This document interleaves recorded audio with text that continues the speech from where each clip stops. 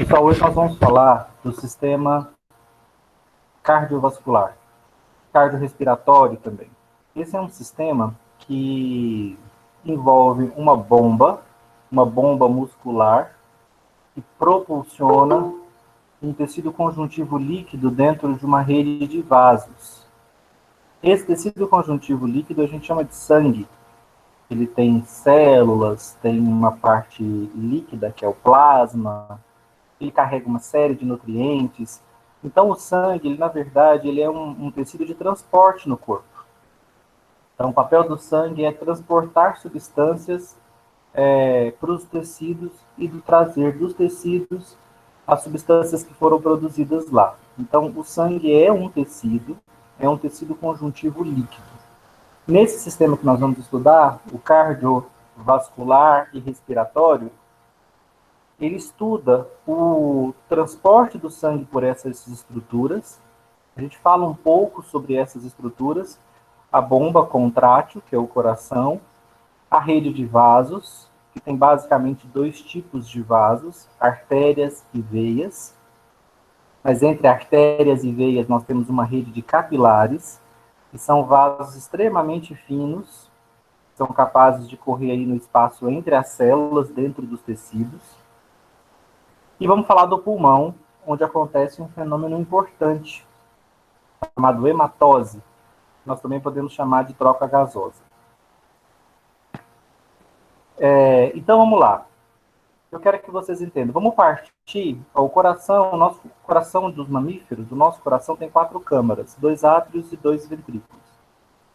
Os átrios se comunicam com ventrículos e não há comunicação lateral, né? O sangue de um ventrículo não passa para o outro, o sangue de um átrio não passa por outro. O coração tem 4 câmaras, mas apenas o lado direito se comunica entre si e o lado esquerdo igualmente. Vamos pensar que nós estamos aqui no ventrículo esquerdo. O ventrículo esquerdo é uma câmara cardíaca que se enche de sangue, um sangue rico em oxigênio e rico em nutrientes. Quando o ventrículo esquerdo se contrai, ele ejeta sangue para um vaso sanguíneo, que é o principal vaso de distribuição de sangue para os tecidos. Ele é chamado de artéria aorta. Então, é bom que vocês entendam como é que o sangue está aqui dentro. Ele está rico em oxigênio e rico em outros nutrientes. O que seriam outros nutrientes, gente, além do oxigênio?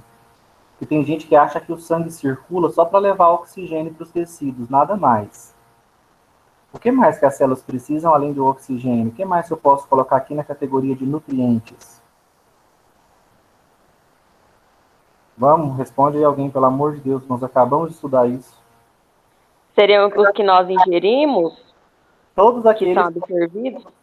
Todos aqueles que nós ingerimos, tivemos aquela trabalheira toda para digerir. Então esse sangue ele está levando para os tecidos, pelo amor de Deus, não é só oxigênio. Ele está levando aminoácidos, ele está levando lipídios, ácidos graxos, glicerol, colesterol, fosfolipídios. Ele está levando vitaminas, minerais dos mais diversos. Ele está levando para os tecidos ácidos nucleicos, na forma de nucleotídeos. E ele está levando para os tecidos carboidratos, né? Glicose, especialmente. Então, quando eu falo que o sangue está indo para os tecidos carregando nutrientes, um nutriente é gasoso, porque o sangue é um tecido conjuntivo líquido, mas a quantidade de constituintes do sangue é impressionante, né? O sangue tem uma grande quantidade de substâncias distribuídas nele, além de células. Nós vamos estudar aqui algumas funções de uma célula sanguínea. Tem células sanguíneas que a gente estuda numa disciplina exclusiva, né? Que uma das células sanguíneas, os glóbulos brancos, ou leucócitos, essas células são estudadas na disciplina de imunologia. A gente tem uma disciplina só para estudar um tipo de célula do sangue, que são as células imunológicas. Mas o sangue ainda tem plaquetas e o sangue ainda tem hemácias. Nós vamos ver hoje a função das hemácias. Então, na próxima aula, a função das plaquetas. Então, vamos lá. Além dessas 3 tipos de células que fluem no sangue, o sangue é rico em proteínas e rico em nutrientes, como o oxigênio e todos aqueles que nós estudamos no nosso primeiro bimestre. Aminoácidos, lipídios. monossacarídeos como a glicose, nucleotídeos, vitaminas e minerais. É tudo isso que a artéria aórtica está levando para os tecidos. E é por isso que ela solta ramos, gente. Ela solta um ramo para a cabeça, que a gente chama de artéria carótida, está levando sangue para a cabeça, pescoço e braços. Ela solta um ramo para o próprio coração, que são as coronárias. Ela vai soltar um ramo para o rim, um para o fígado, um para o baço. Enfim, ela vai se ramificando. Por quê? Porque a artéria aorta, o objetivo dela é levar sangue para todas as trilhões de células do corpo. Então ela tem que ir soltando ramos para ir irrigando os mais diversos tecidos. Quando chega no tecido, as artérias vão diminuindo de calibre, se tornam arteríolas e depois capilares, que são vasos muito finos. Os vasos capilares, eles passam entre as células. E por que isso, gente? Porque aqui o plasma sanguíneo sai de dentro do vaso e corre entre as células, no que a gente chama de interstício celular ou espaço extracelular. Por que o plasma está fluindo aqui entre as células, gente? Qual o motivo para o plasma sair da corrente sanguínea, extravasar do vaso nos tecidos e correr entre as células? Depois ele retorna para a circulação. Qual o motivo? Seria meio que para filtrar ali? Não, não é para filtrar. Pensa o seguinte, pensa na função do sangue, gente. Por que o plasma, onde estão diluídos todos os nutrientes, por que ele está saindo dos capilares, por pequenos furos na parede dos capilares, e está correndo entre as células, passando no espaço entre as células do tecido para depois retornar para o sangue?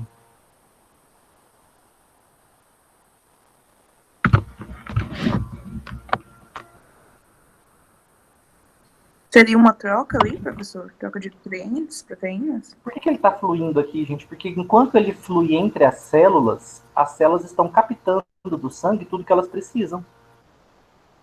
O plasma sanguíneo, quando ele flui aqui entre as células, ele está levando oxigênio, ele está levando aminoácidos, ele está levando lipídios.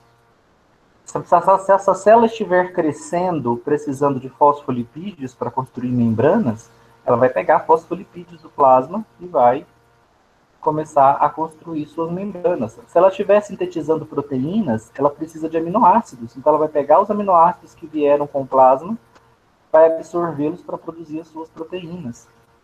Isso vale para todos os nutrientes. Se ela estiver produzindo energia, todas as células estão, ela vai pegar glicose e oxigênio para gerar energia na respiração celular. Então há um motivo para o plasma extravasar dos capilares e correr entre as células, é porque ele está levando para elas os nutrientes que elas precisam. E as células, gente, claro, elas são metabolicamente ativas. Uma vez que elas consomem esses nutrientes, é igual a gente, nós não consumimos nutrientes? Consumimos. Só que a gente aproveita tudo ou a gente gera excretas? A gente gera excretas, né? A gente não aproveita tudo. Nosso metabolismo gera as fezes, gera suor, gera urina. Então, o excesso de algumas substâncias são eliminados.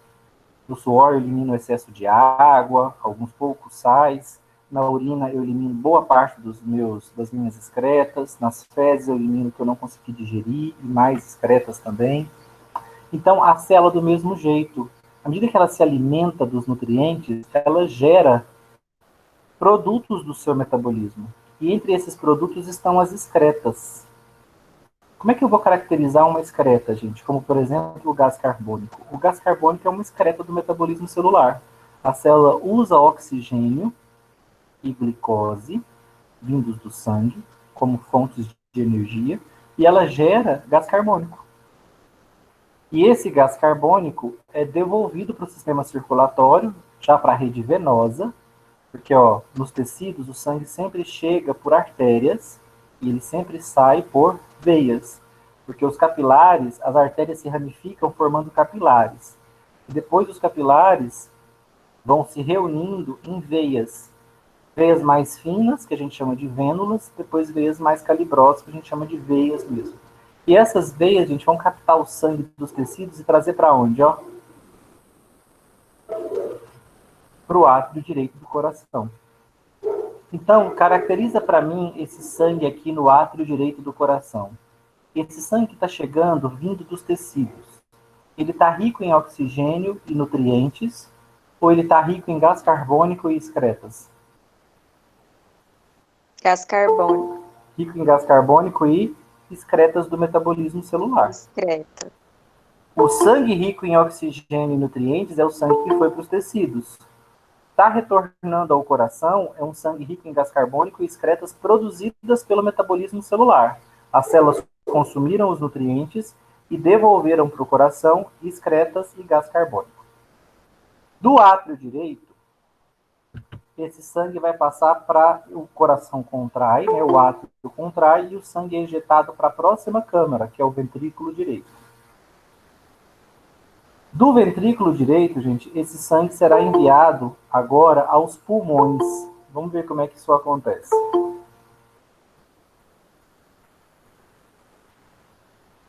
Boa noite. Boa noite, Milena.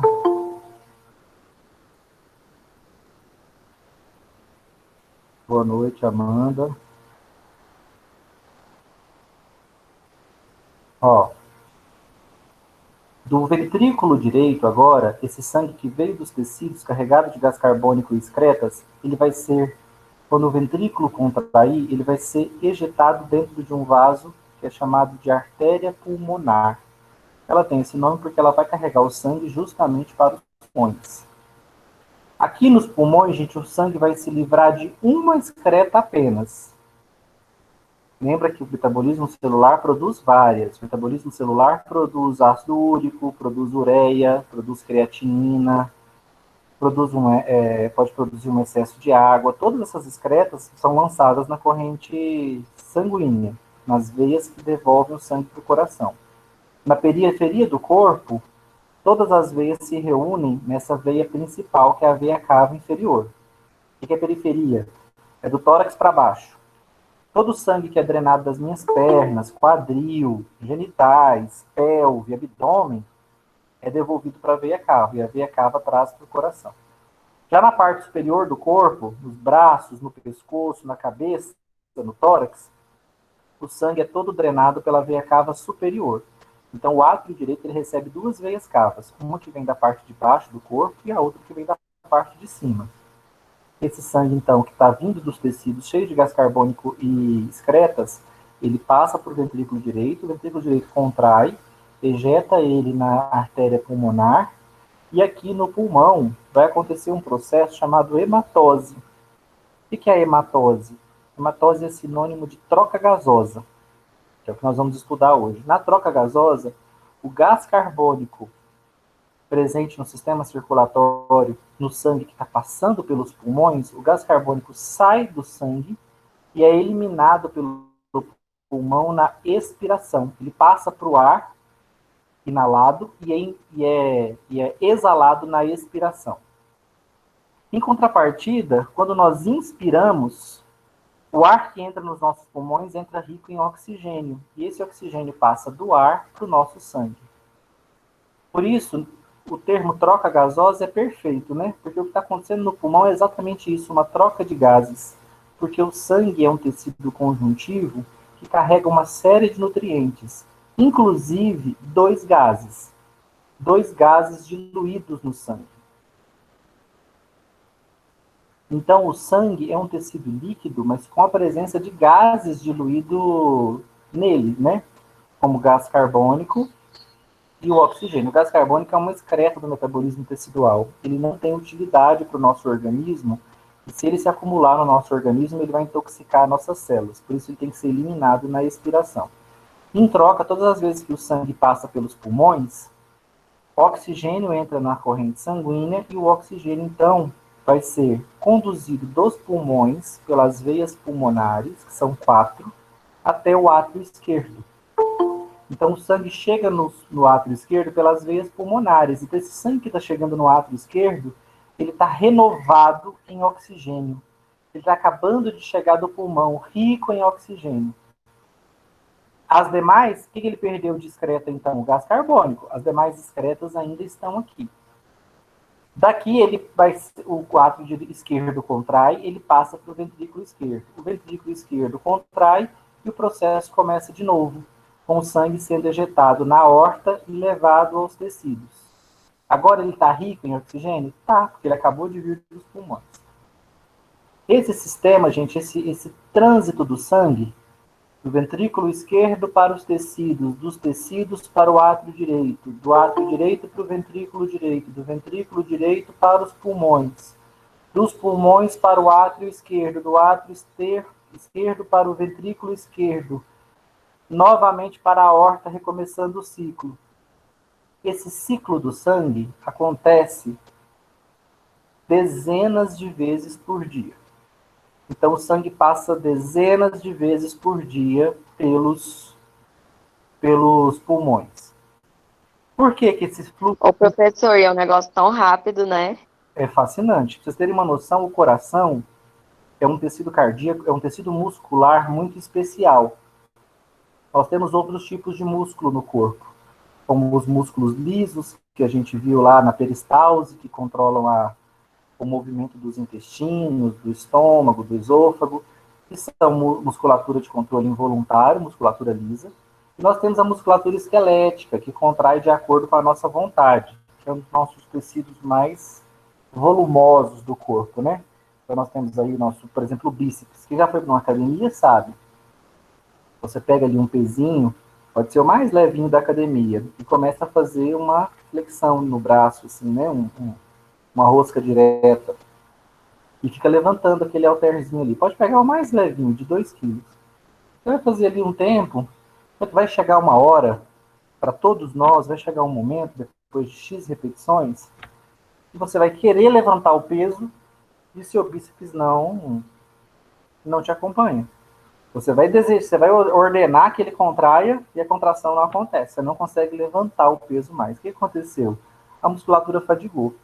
A musculatura esquelética fadiga. Ela não tolera ficar contraindo e relaxando por muito tempo. Aí ela fadiga e ela precisa de um tempo de descanso para ela voltar a se contrair. O músculo cardíaco, nesse sentido, é fascinante porque ele é uma bomba que contrai, ele é um tecido muscular que contrai a primeira vez quando a gente ainda está na vida intrauterina. E se você viver 100 anos, um século, ele vai contrair e relaxar incessantemente durante um século. Ele fadiga, relaxa, ele para algum tempinho para dar uma descansada? Nunca. Pelo contrário, em cada minuto ele contrai e relaxa pelo menos 60 vezes. Durante a atividade física, ele pode mais que triplicar esse valor, ou seja, batendo acima de 150 vezes por minuto. Então, é uma bomba muscular fascinante, que contrai e relaxa incessantemente. Ele enche de sangue e contrai, ejetando o sangue nas artérias. Reparem, ó, que os vasos que recebem o sangue ejetado do coração, em alta velocidade, em alta pressão, são artérias. Já os vasos que devolvem o sangue ao coração, agora fluindo mais lentamente, com menos pressão, são veias. Para o lado direito são as veias cavas. Para o lado esquerdo são as veias pulmonares que estão trazendo o sangue oxigenado do pulmão.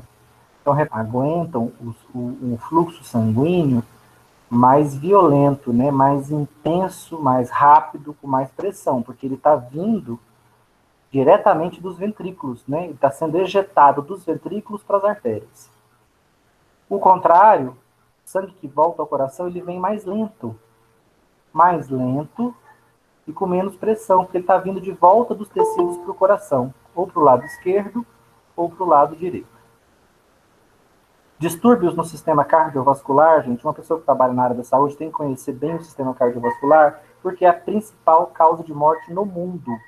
Pegar todos os países do mundo e estudar a principal causa de morte naquele país, das 5 principais, 2 ou 3 vão ser distúrbios cardiovasculares. Então, esse sistema que tanto trabalha, é de se esperar que ele também envelheça, né? Que ele sofra ao longo dos anos os impactos desse trabalho constante. Olha como é diferente, né, o esforço cardíaco do esforço dos nossos demais músculos. Nossos músculos voluntários, por exemplo, que só contrai quando precisa. Quando você está relaxado ali, deitado no seu sofá, sua musculatura esquelética está toda descansando. Seu coração não, continua batendo 60, 70, 80 vezes por minuto, mesmo com você dormindo. Então, enquanto o resto do corpo da gente descansa, esse tecido aqui não descansa. Tanto o cardíaco como o nervoso, né? O sistema nervoso central também não tem descanso. Mesmo quando nós estamos dormindo, a gente vai ver que o sistema nervoso, durante o sono, faz um backup. Ele literalmente grava tudo que nós vivemos e aprendemos ao longo de um dia, enquanto dormimos. Então, nem enquanto dormimos, o sistema nervoso central está parado. Ele está processando as informações que nós absorvemos ao longo daquele dia. Então, não é à toa que são dois sistemas que, ao final da vida, estão bastante combalidos, porque trabalharam incessantemente ao longo aí de todas as suas décadas de vida. Dúvidas, gente, sobre esse sentido do fluxo sanguíneo?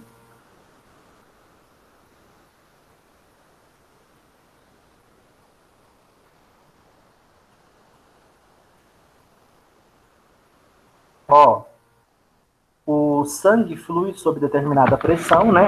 A pressão ideal nos seres humanos, a pressão arterial, pressão a gente verifica na artéria, tá? Porque, como eu disse para vocês, na veia, o sangue está voltando com um fluxo bem mais lento.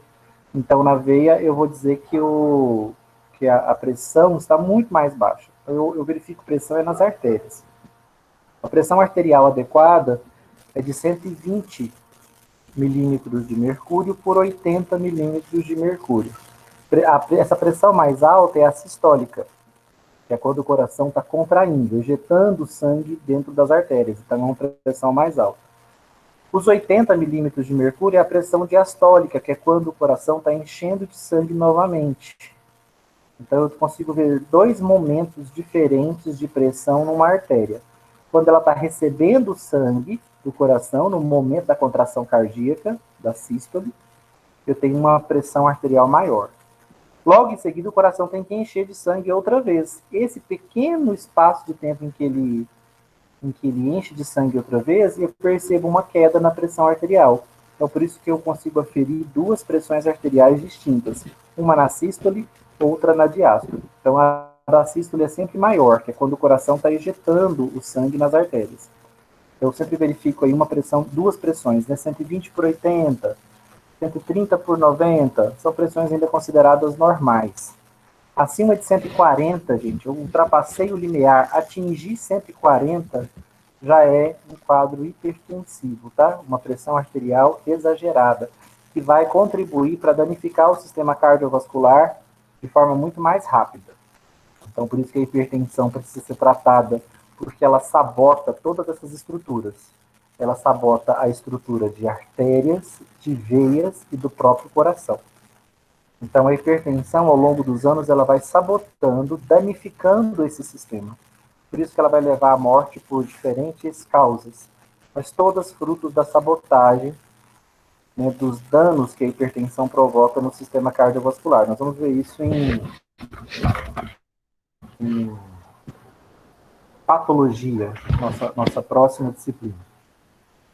Professor, pode acontecer de uma artéria se romper por essa pressão? Sim, existe um quadro patológico em que uma artéria exposta a uma pressão excessiva, ela dilata, forma uma bolsa, uma bolha. Igual o pneu do carro, quando você enche demais, ele forma aquela barriga. Naquele ponto ali é um ponto de fragilidade, aquele ponto vai acabar arrebentando, provocando uma hemorragia que pode inclusive ser fatal, porque nas artérias o sangue flui com muita pressão, então a hemorragia é muito intensa. Essa dilatação na parede de uma artéria se chama aneurisma. Então, é uma das causas de morte decorrentes da hipertensão. O indivíduo hipertenso forma aneurismas, dilatações na parede das artérias. Essas dilatações, quando arrebentam, provocam hemorragias graves. Os leigos chamam de derrame, mas na verdade é um acidente vascular hemorrágico. De fato, é um derramamento de sangue dentro do corpo, né? Mas é um acidente vascular hemorrágico. Só mostrar para vocês aqui umas imagens. No pulmão também pode ocorrer, né, professor, Em de qualquer, estourar um... em qualquer tecido do corpo, em qualquer artéria do corpo. É muito comum a ocorrência de aneurismas no sistema nervoso central, na rede de vasos que irrigam, de artérias que irrigam o sistema nervoso central. Então, quando as pessoas falam em acidente vascular, elas já pensam diretamente em AVC, acidente vascular cerebral. Mas não, o acidente, e mesmo porque também ele é o que tem consequências mais profundas. Porque uma vez que você danifica o tecido de controle do corpo, que é o sistema nervoso, as consequências elas se reverberam por todo o organismo. Então, as sequelas do acidente vascular cerebral são intensas e por isso ele é o mais conhecido. Mas o aneurisma pode se formar na artéria de qualquer órgão.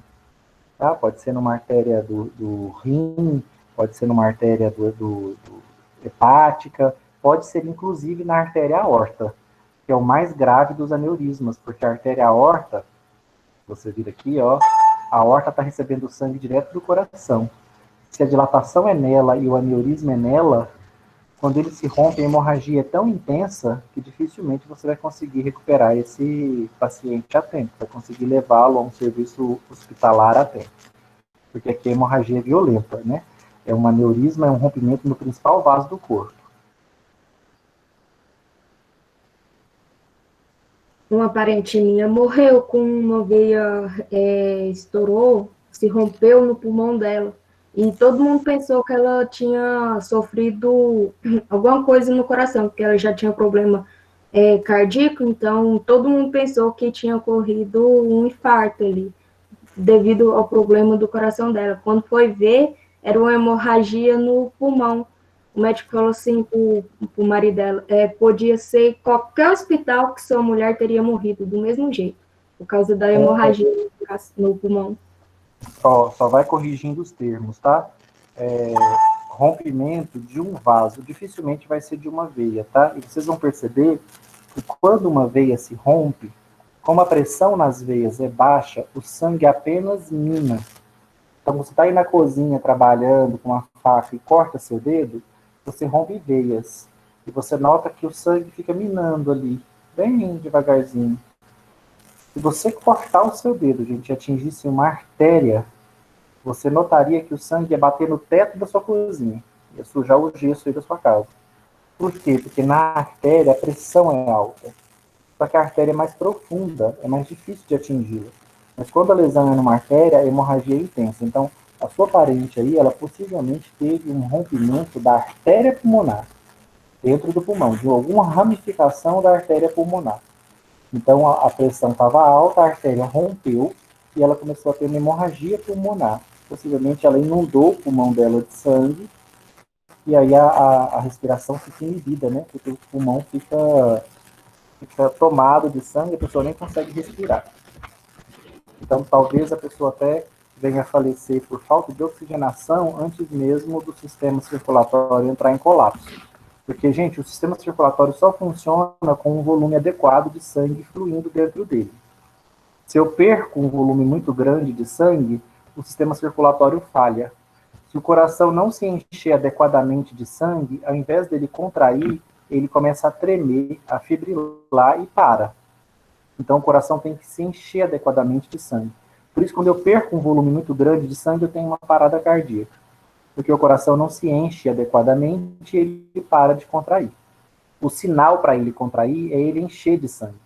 Quando ele não enche, quando está faltando sangue, ele não contrai adequadamente. E o sistema circulatório para. Parou, é morte. Por que é morte, gente? Porque se o coração para de bombear o sangue, as células dos tecidos param de receber nutrientes. E se elas param de receber nutrientes, elas morrem. É igual a gente, para de comer para você ver. Para de receber água e alimentos para você ver. Você não vai durar uma semana. A mesma coisa para as nossas células, só que elas ainda são mais exigentes. Se elas pararem de receber sangue por minutos, elas já vão dar sinais de toxicidade. Os neurônios, que são as mais exigentes células em termos nutricionais, eles não toleram 6 minutos sem um aporte de sangue adequado. Se a oxigenação e a chegada de nutrientes nos neurônios demorar mais que 6 minutos, os neurônios entram em apoptose, começam a morrer, em necrose ou apoptose, e aí você perde tecido nervoso. E vai ter sequelas graves por isso. Então, Ô, professor, foi e quais alimentos que nós ingerimos que pode aumentar essa pressão nas artérias? basicamente o sal, o cloreto de sódio, porque o sódio ele ajuda a reter água no organismo. E aí, quanto mais água no organismo, mais volume de sangue. Isso aumenta a pressão nas artérias. Por isso que todo Entendi. cardiologista manda a gente retirar o sal da dieta. Porque o excesso de sal retém água no corpo. Quanto mais água, mais sangue, mais volume sanguíneo. E quanto mais volume de sangue dentro das artérias, mais pressão. Mais trabalho para o coração também, né? Mais líquido para ele bombear. Então, um excesso de volume de água no corpo também pode provocar uma sobrecarga no tecido cardíaco, cardiovascular, né, em geral. Tudo em excesso passa, né, gente? Fé em excesso, amor em excesso, até água em excesso. Então, nem água a gente pode tomar em excesso. Tudo tem que ser em equilíbrio. Passou água demais, o sistema cardiovascular fica comprometido. Vamos pro... Por isso, gente, que quando só alguns procedimentos aí, né, para vocês entenderem a lógica das coisas, porque quando alguém tem uma amputação, eu tenho que fazer aquele torniquete.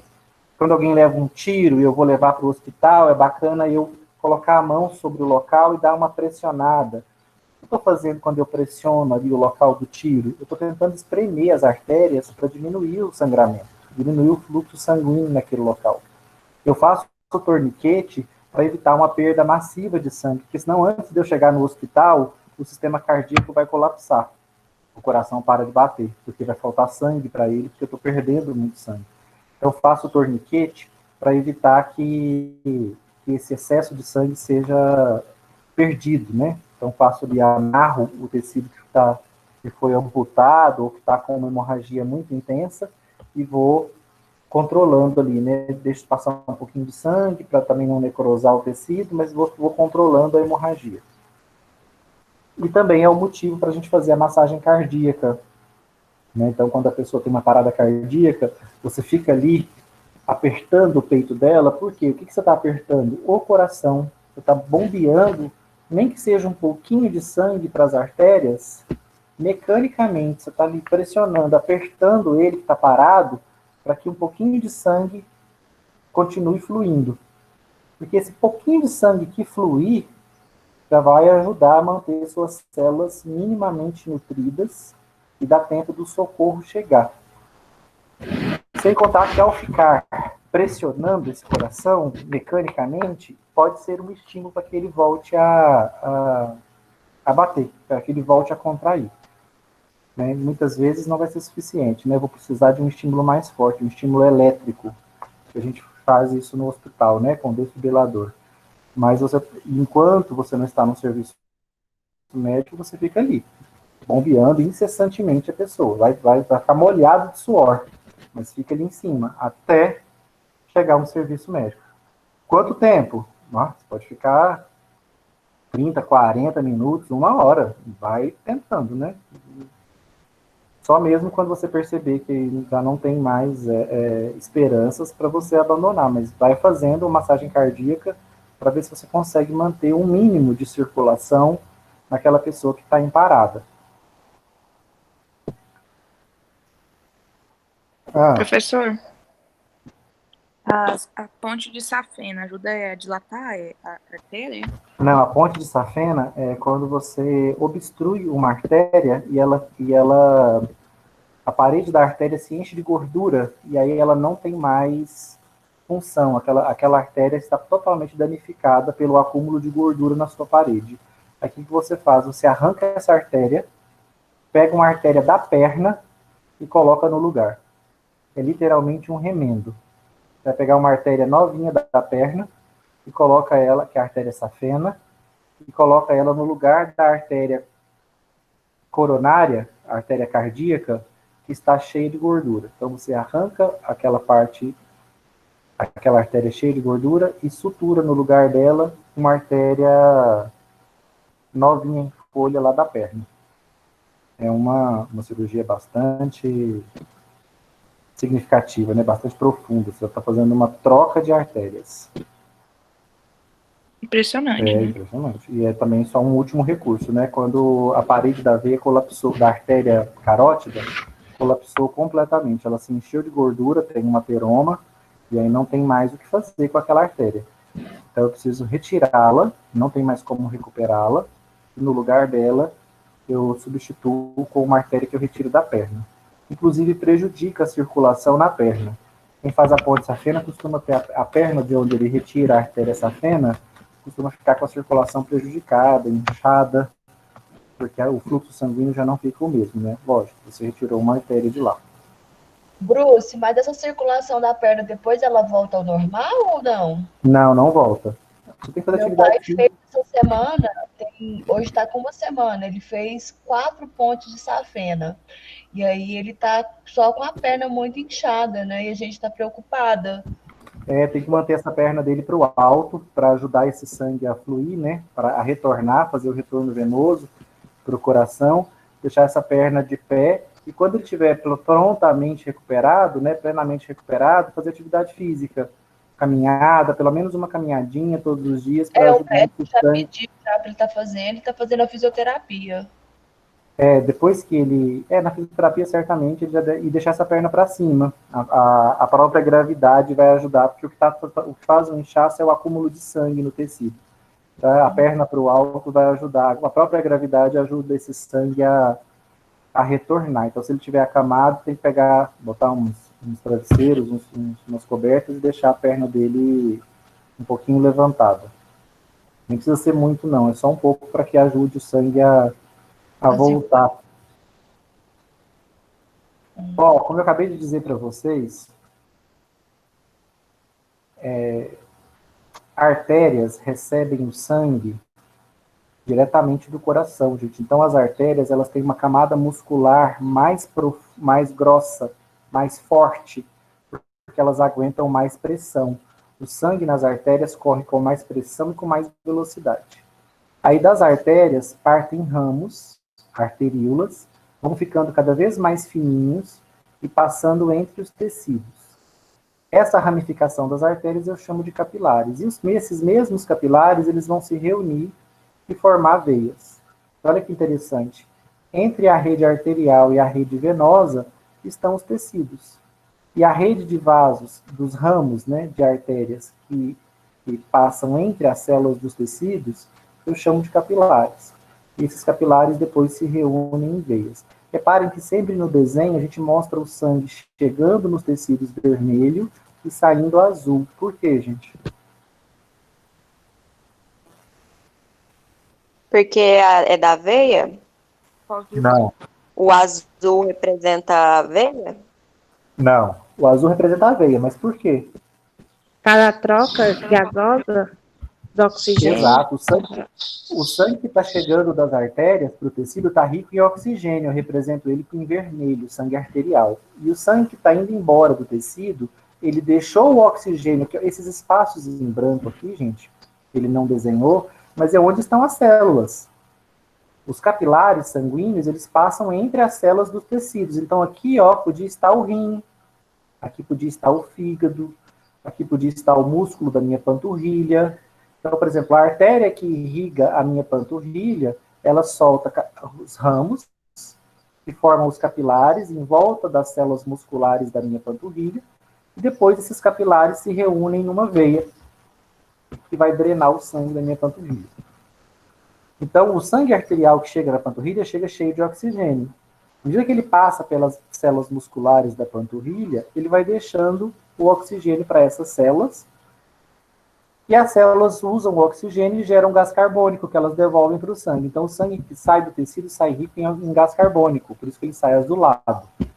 Então, as veias carregam esse sangue rico em gás carbônico, enquanto as artérias carregam um sangue rico em oxigênio. Por isso que é essa mudança de cor.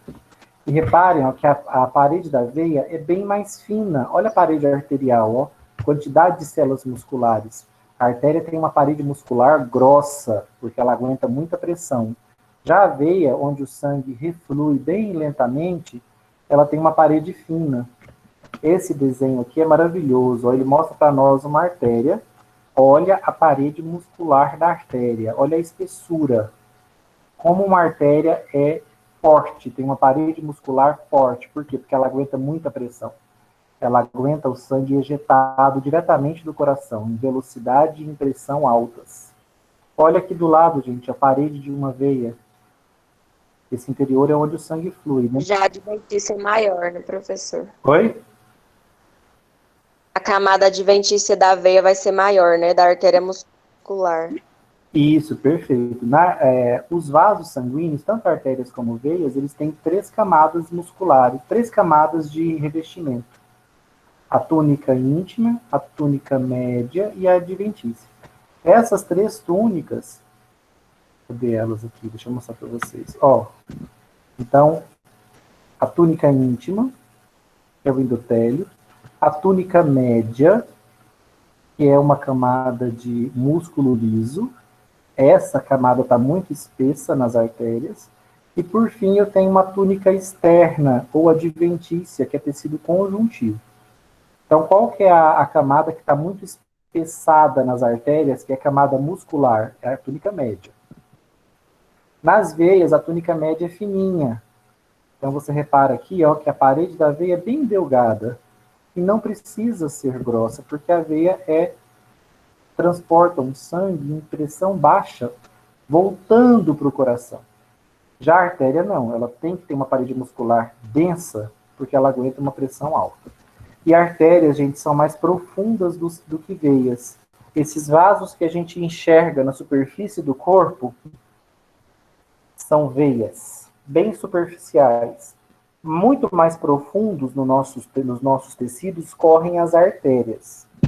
Vocês enxergam alguma vantagem nisso?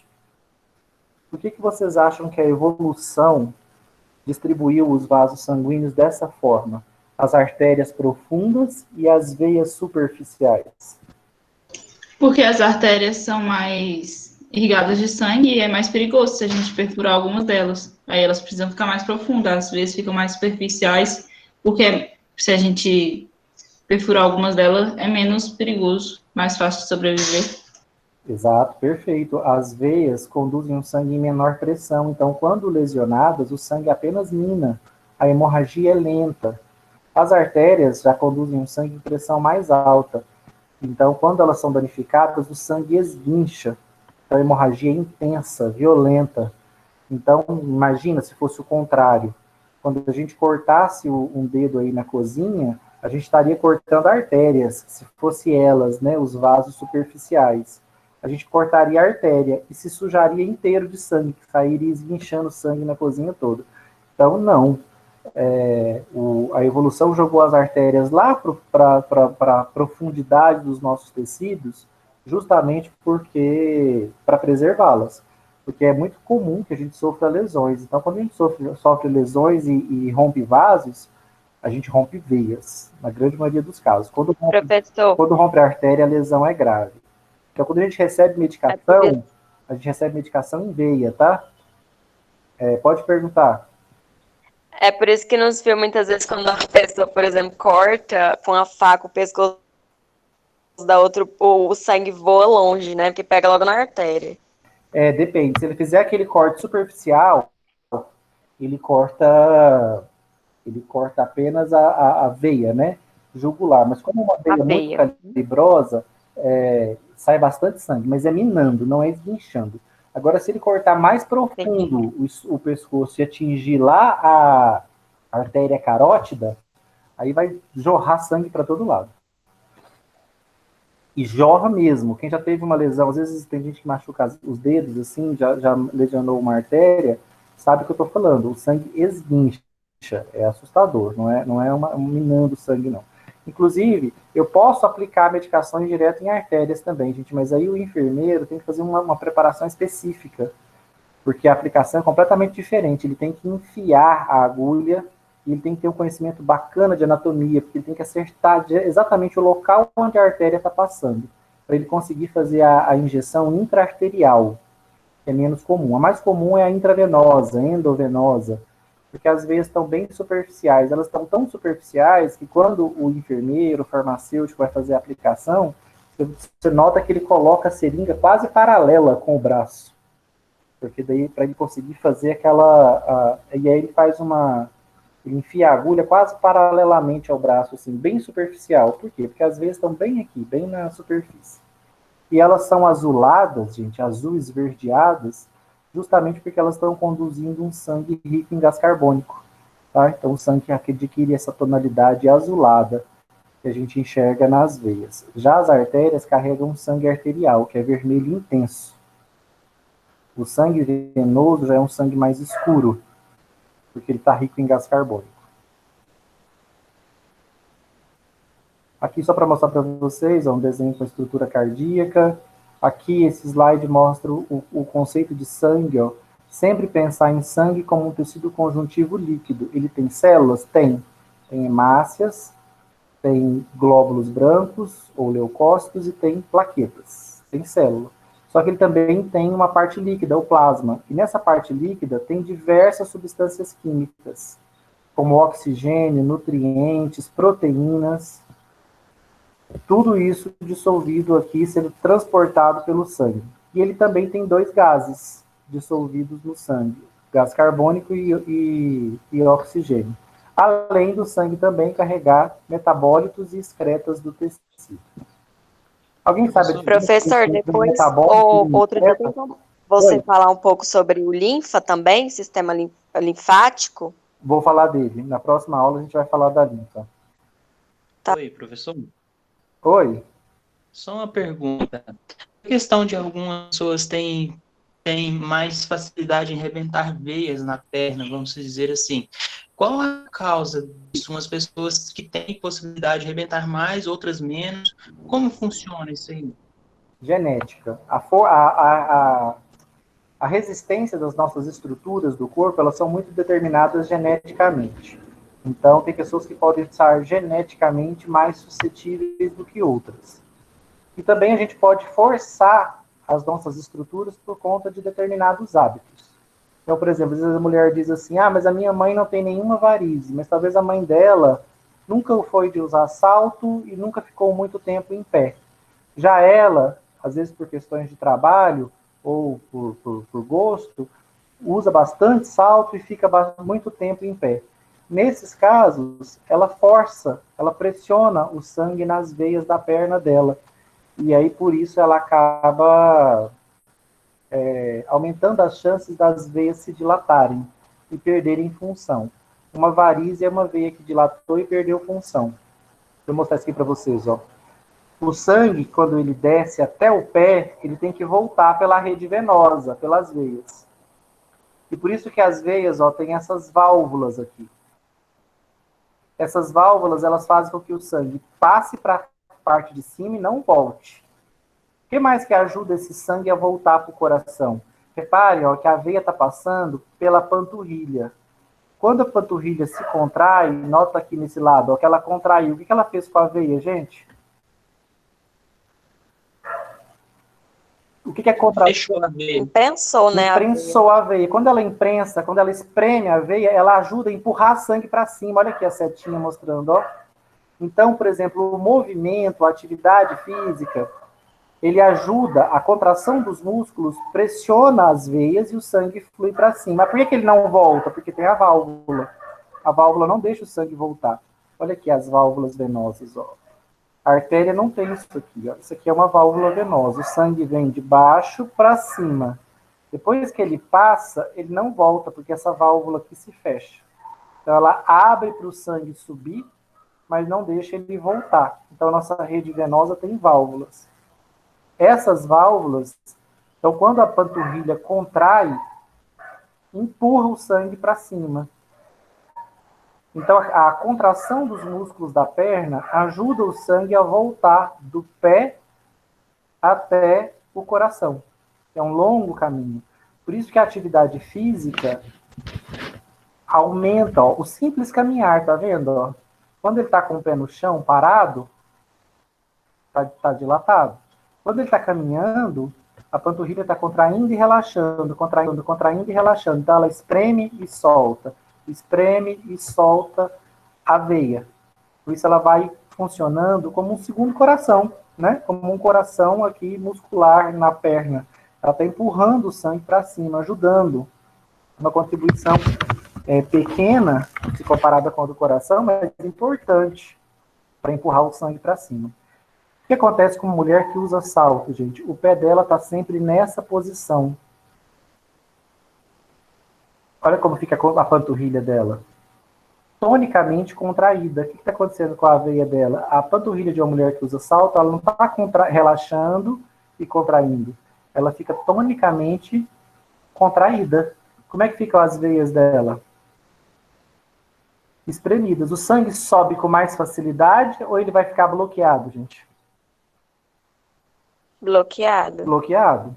Por isso que no final do dia, a hora que ela vai tirar a sandália de salto, as correias da sandália estão afundadas na perna, no pé, né? Por quê? Porque o pé inchou, acumulou líquido aqui, acumulou sangue, porque pressionou esse retorno, né?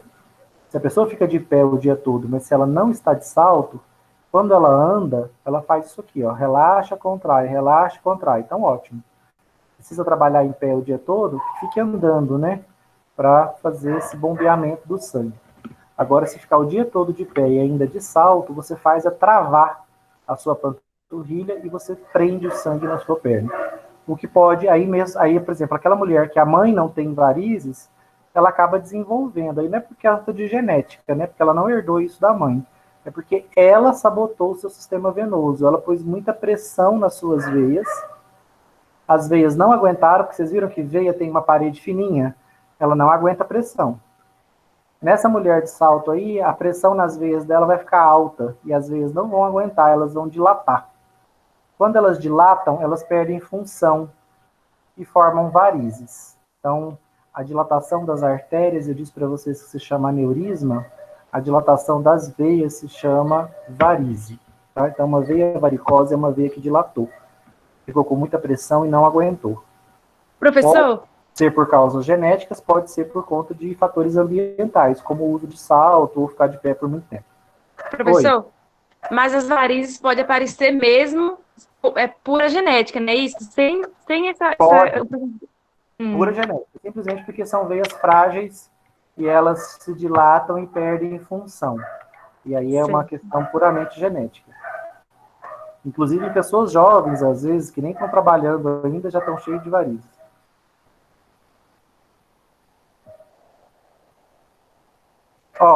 Então, dito isso, vamos passar agora para falar um pouquinho... antes disso, só uma... Não dá para a gente aprofundar muito nos temas, mas pelo menos apresentar para vocês. Eu adoro essa figura aqui, ó. Essa figura é o máximo. Reparem que ela mostra o ventrículo esquerdo mandando o sangue para a aorta. E ele mostra claramente, ó, que a aorta de cara, assim que ela sai do coração, ela libera 2 grandes ramos. Ela se bifurca. Uma parte da aorta vai em direção aos braços, a cabeça e o pescoço. Ou seja, assim que a aorta sai do coração, um ramo sobe pelo pescoço para levar sangue para a cabeça e outro se ramifica para levar sangue para os braços. Esse sangue que foi, volta para o coração pela veia cava superior. Vai desembocar aqui no ventrículo, no átrio direito. O outro ramo da aorta desce pelo nosso abdômen e vai levando sangue para o tronco, para o fígado, para o sistema digestivo, para os rins, para as pernas, para a parte de baixo do corpo. Todo esse sangue que foi para esses tecidos volta pela veia cava inferior e desemboca no átrio direito, junto com a veia cava superior. Então, olha que máximo, a artéria levou o sangue para o corpo, para a parte de cima e para a parte de baixo do corpo. E ele retorna para o coração pelas veias cava. Então, quando nós aplicamos um medicamento, nós estamos aplicando aqui, ó, no lado venoso. Né? No braço, por exemplo, ó, no lado venoso. Ele retorna pela veia cava e cai no átrio direito. E aí passa para o ventrículo direito, e reparem que o ventrículo, ó, leva o sangue para o pulmão. Aqui no pulmão ele é oxigenado, perde o gás carbônico, recebe oxigênio, e depois ele volta para o átrio esquerdo já rico em oxigênio de novo. Por isso que desse lado a gente representa em azul para dizer que está rico em gás carbônico, ou seja, está saindo do tecido. E aqui a gente representa em vermelho, ou seja, está indo para o tecido levando nutrientes. Gás carbônico e os nutrientes em geral. Só para vocês conhecerem um pouquinho da estrutura cardíaca, tá? A estrutura cardíaca tem 4 câmaras nos mamíferos, 2 átrios, 2 ventrículos. Os lados direitos se comunicam entre si, né? Átrio com ventrículo, átrio com ventrículo. Não existe nos mamíferos mistura de sangue arterial com venoso. Então, reparem que no lado direito do coração só passa sangue venoso. Olha aqui, ó. Lado direito do coração, só sangue venoso, vindo dos tecidos e indo para o pulmão. Do lado esquerdo só passa sangue arterial, vindo do pulmão e indo para o corpo, cheio de oxigênio. E não há mistura desses sangues, tá? Nos corações dos demais animais existe, tá? Os répteis, os mamíferos, as aves, há mistura de sangue de um ventrículo com o outro. O coração não é completamente fechado. O nosso é. Os mamíferos têm um coração mais evoluído, um sistema circulatório mais efetivo, mais eficaz. Mentira, que tem alguém entrando agora. Ó. Aqui no coração, gente, tá vendo que tem essas células em vermelho, escrito nó sinusal, nó do átrio ventricular, feixe atrioventricular. Esse nó do sinusal ou nó do sino atrial, essa rede de células aqui descritas, desenhadas em amarelo, muita gente pensa que são neurônios que controlam o batimento cardíaco. Não são, tá, gente? São células cardíacas modificadas. O coração, ele tem células cardíacas modificadas para controlar o seu próprio batimento.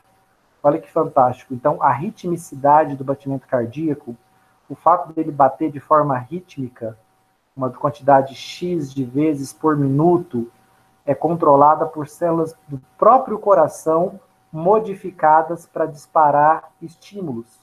Então, o coração ele se autoestimula. Por isso que ele contrai de forma rítmica ao longo de toda a vida. O sistema nervoso central interfere na velocidade, na frequência cardíaca? Claro. O sistema nervoso central pode controlar a nossa frequência cardíaca para mais ou para menos. Mas, caso não seja necessário uma interferência do sistema nervoso central, o tecido cardíaco se autoestimula. Tá? Ele contrai por estimulação própria. O coração não precisa do cérebro, do sistema nervoso central, estimulá-lo para ele contrair e relaxar, não. Ele se estimula sozinho.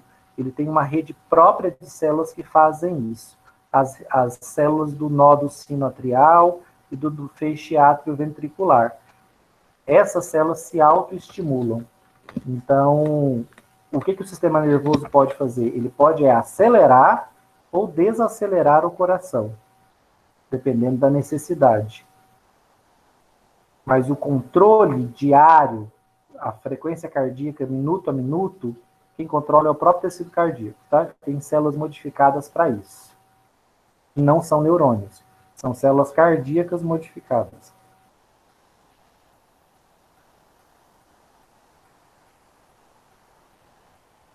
Dito tudo isso, né? Vamos voltar agora para a respiração, para o primeiro desenho que vocês fizeram aí. Gente, quando nós inalamos o ar faz uma trajetória.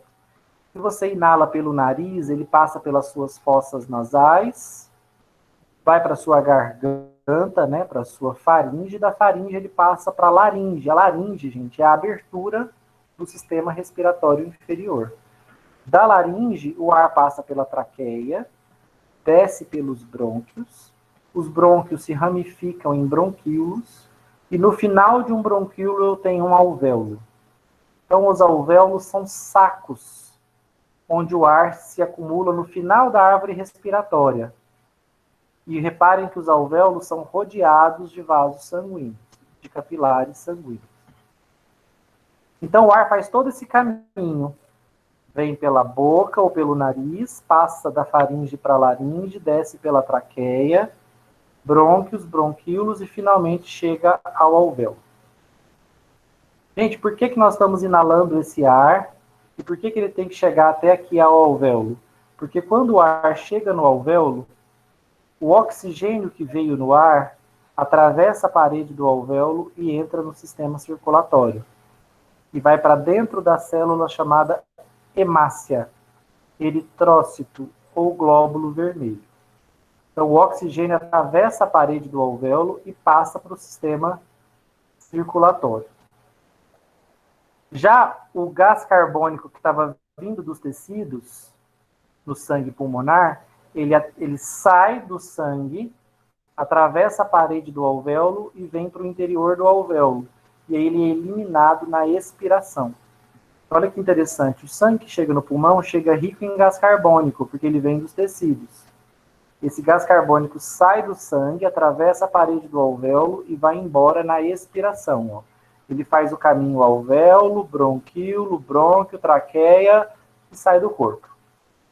Já o oxigênio faz o caminho oposto. Ele entra na inspiração, atravessa a parede do alvéolo e vai para dentro da hemácia.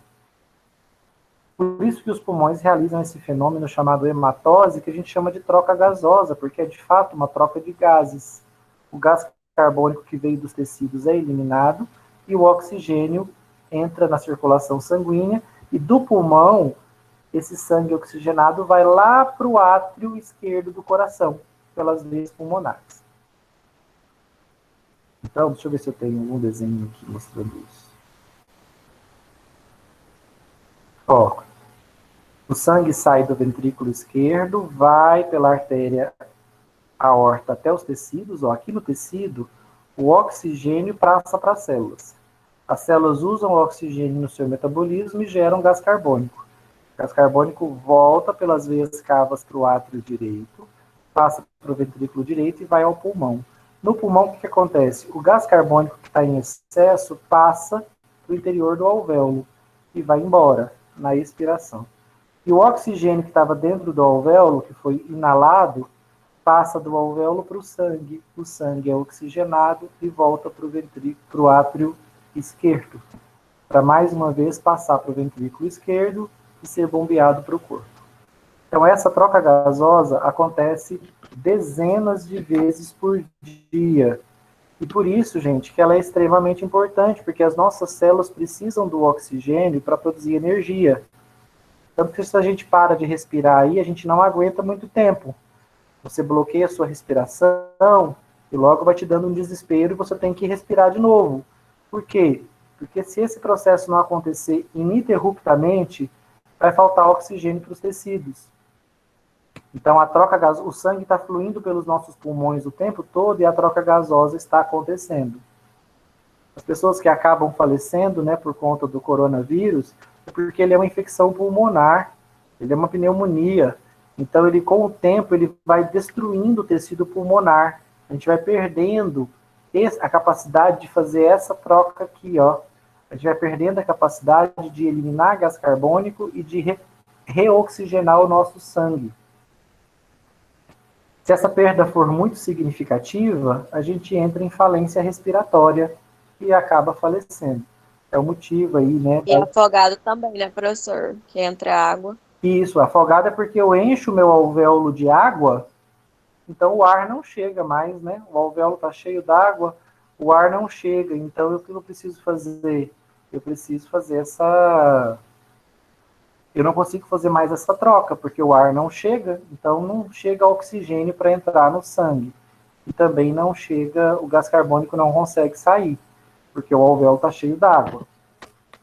Então, muitas vezes a gente faz aquela...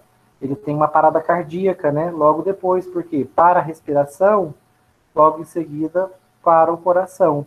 Então, muitas vezes as pessoas fazem uma massagem cardíaca ali, viram a pessoa de lado, a cabeça de lado, para ver se um pouco da água sai, para distribuir, para desobstruir as vias aéreas. Do contrário, a pessoa não vai conseguir voltar a respirar.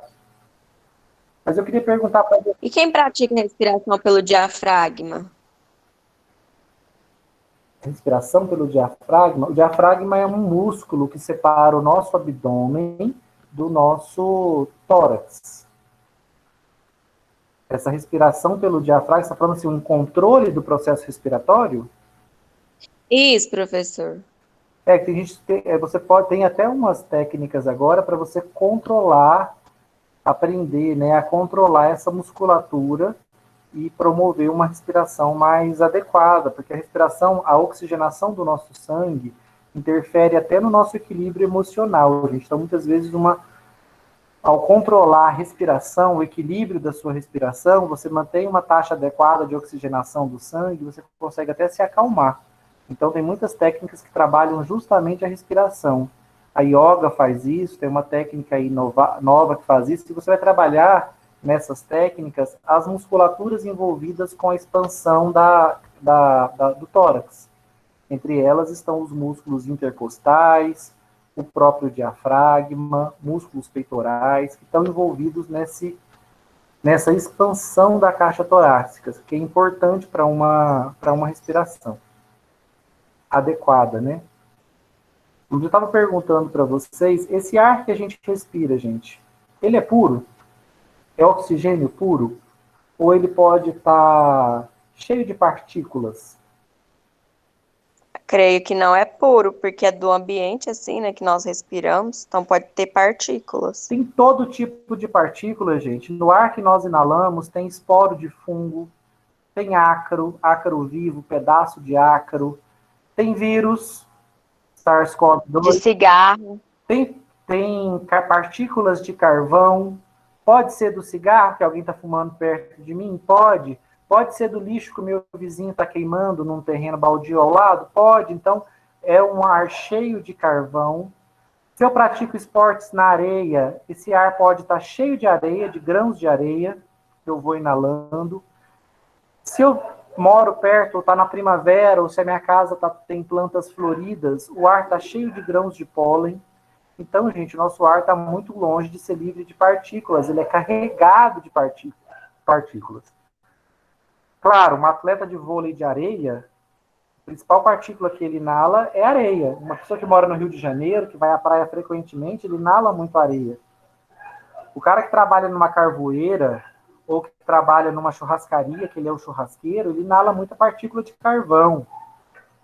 Já um jardineiro, muito pólen. Vai depender do ambiente em que você trabalha, né? Uma pessoa que mora numa casa toda mofada, parede toda infiltrada, ele inala grande quantidade de esporos de fungo. Quem tem tapete em casa, esses tapetes mal higienizados, esses sofás de tecido cheios de ácaro, ele inala muito ácaro. O que eu quero que vocês saibam? Imaginem, gente, que a árvore respiratória, vocês repararam que ela é uma tubulação de fundo oco? Ela não tem uma sequência, né? Ela não é circular igual o sistema circulatório. Ó. O ar entra até o fim, que é o alvéolo, depois ele volta. Se toda vez ele entrar com sujeira, gente, com partículas sólidas, o que aconteceria com o alvéolo com o passar do tempo?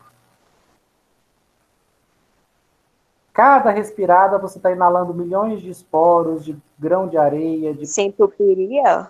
Entupiria, encheria de sujeira, não encheria? Toda árvore respiratória ficaria lotada de sujeira. A evolução não iria permitir isso, né? Se nós enchermos o nosso alvéolo de areia, de carvão, de pólen, de ácaro, a respiração ficaria bloqueada.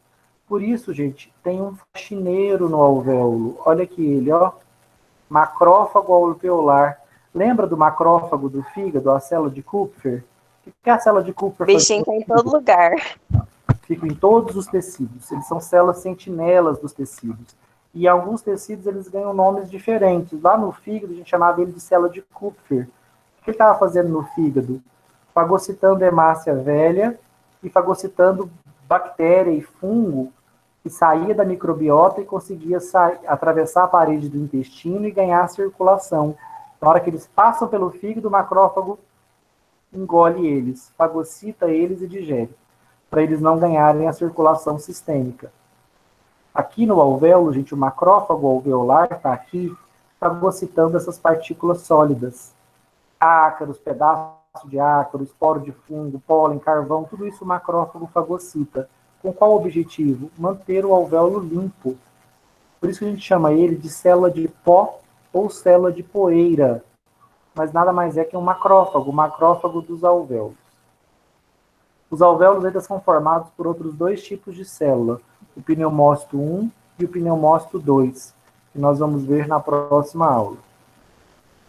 Mas não é só essa a adaptação que o sistema respiratório desenvolveu para se limpar. Nosso sistema respiratório ele é autolimpante. Nos alvéolos eu tenho os macrófagos para fagocitar as sujeiras que chegarem aqui. Só que eu tenho estruturas para impedir que elas cheguem. Olha que interessante, gente. Todo o epitélio, todo o revestimento interno da nossa traqueia, dos nossos brônquios e dos nossos bronquíolos, é formado por um epitélio especial. Esse epitélio aqui, ó.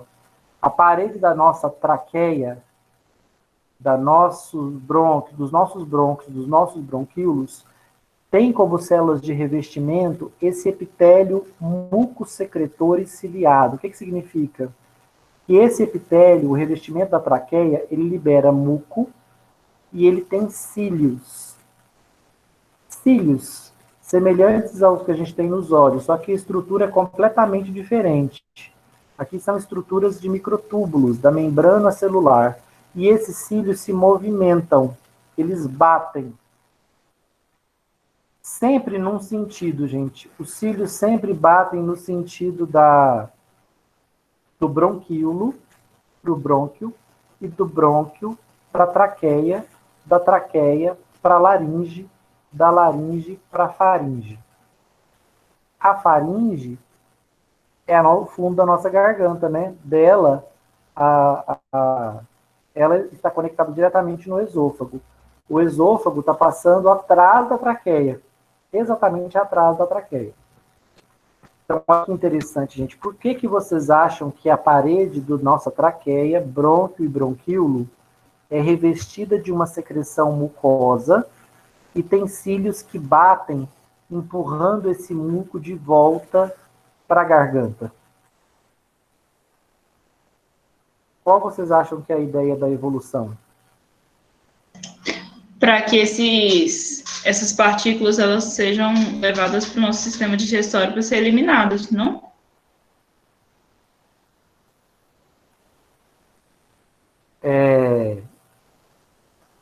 Perfeito. Nós temos vários filtros, gente, para essas partículas sólidas.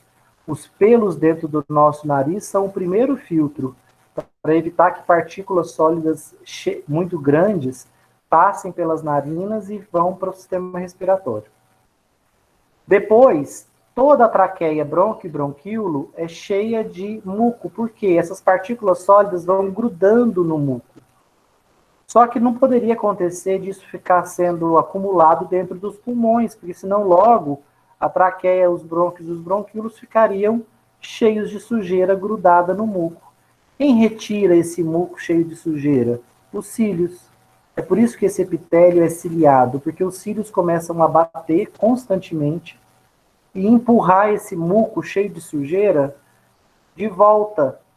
Aí ele sobe contra a gravidade, né? Sobe pelos brônquios, bronquíolos, empurrado pelo batimento ciliar, até chegar na laringe. Aí ele passa para a faringe e desce pelo esôfago. Se a produção de muco estiver muito expressiva, eu consigo até escarrá-lo voluntariamente. Mas numa produção normal, eu nem percebo esse retorno. O retorno do muco cheio de partículas acontece graças ao batimento ciliar, e aí passa da laringe para a faringe e é involuntariamente engolido. Desce pelo esôfago e eu nem percebo. Certinho? Então, eu queria terminar essa aula mostrando para vocês que o nosso sistema respiratório ele é autolimpante. Ele tem um epitélio mucosecretor para reter essas partículas e os cílios mucosecretor e ciliado, né? O muco retém as partículas e os cílios empurra elas de volta para a garganta. E caso cheguem partículas ainda no alvéolo, eu tenho um macrófago no alvéolo para fagocitar e manter o alvéolo limpo. Na próxima aula a gente vai ver as células que de fato promovem a troca gasosa. O pneumócito 1, ou célula alveolar do tipo 1, e o pneumócito 2, ou célula alveolar do tipo 2. Tá certo? Dúvidas? Professor, então, o muco, ele retém